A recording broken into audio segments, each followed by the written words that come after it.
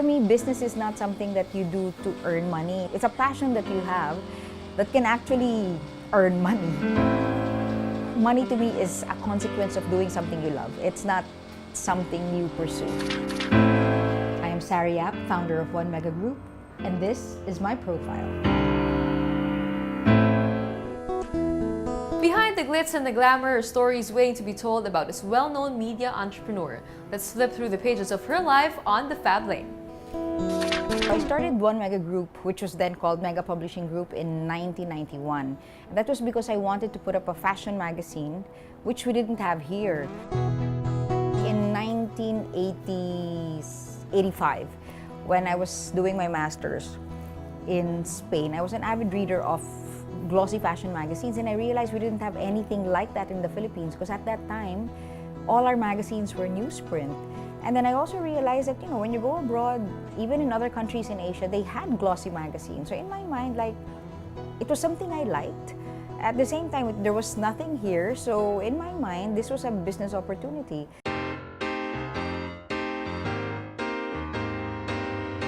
First, I tried to produce it in the Philippines, and I was shocked. I was like, oh my God, ano to, diba?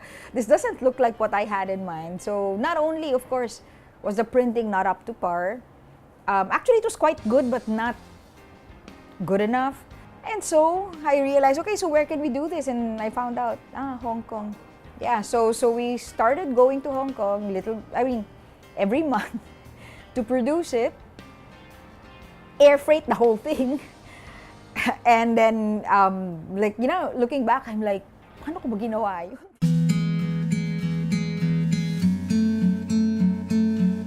First, you really had no supporters. Like, your distributors or your point of sale didn't believe that it could be sold. Your sponsors didn't believe that anyone would read it.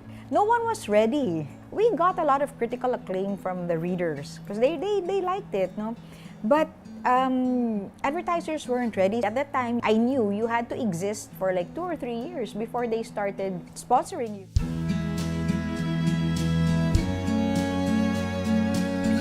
Mid-1998, the crisis happened. So it's like, I think doon na ako bumigay because that was the year also that I became clinically depressed. My main investor was also very badly hit. So, like, in his mind, it's like, Sari, I can't support you anymore. Like, can I sell my shares of this business? And I'm like, who's going to buy, right, at this time? Who's going to buy shares of any business at this time? Like, we can't. So, like, all of that put together, it all boiled down to becoming depressed. One day, I started crying and I couldn't stop. But that was another challenge because you can't keep crying. The thing is, everyone was suffering, so I can't just give up.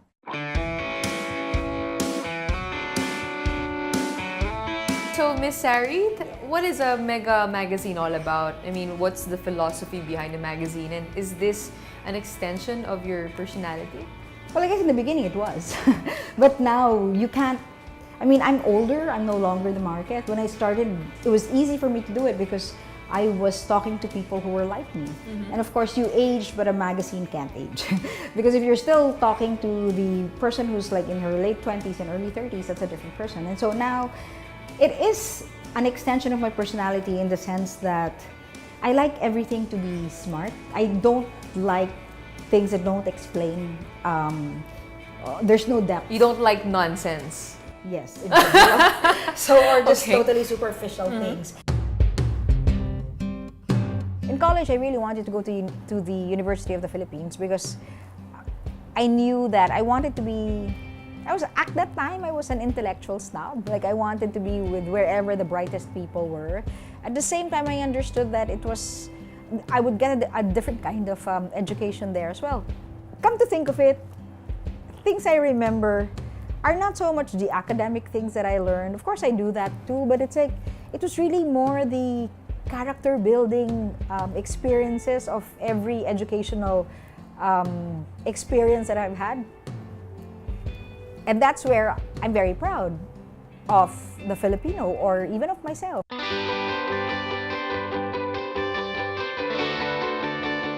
are at the helm of this whole group, and you are one of the biggest reasons why it has survived through the technological innovations.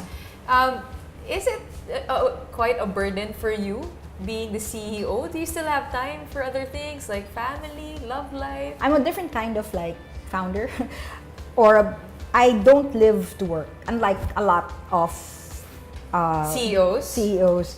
I'm a person like I can stay in the house and stare at the ceiling the whole day. I mean, few people can do that, but I can't. So you don't live and breathe work? No, not at all.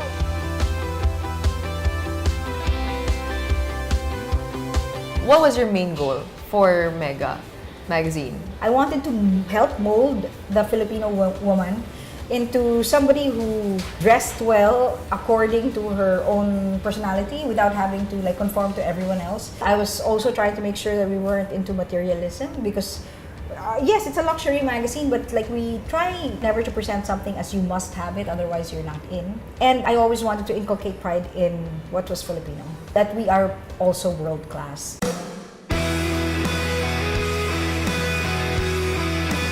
I had the concept that I was unlimited, that I could really do anything I wanted to do. My life has been a series of surpassing what normally could be considered a limitation, and then, but to me, it's not out of pride. It really is, for me, it was really a way to experience myself. I really wanted, like, one challenge after the other. I was always competing against myself. I don't do very well competing against others.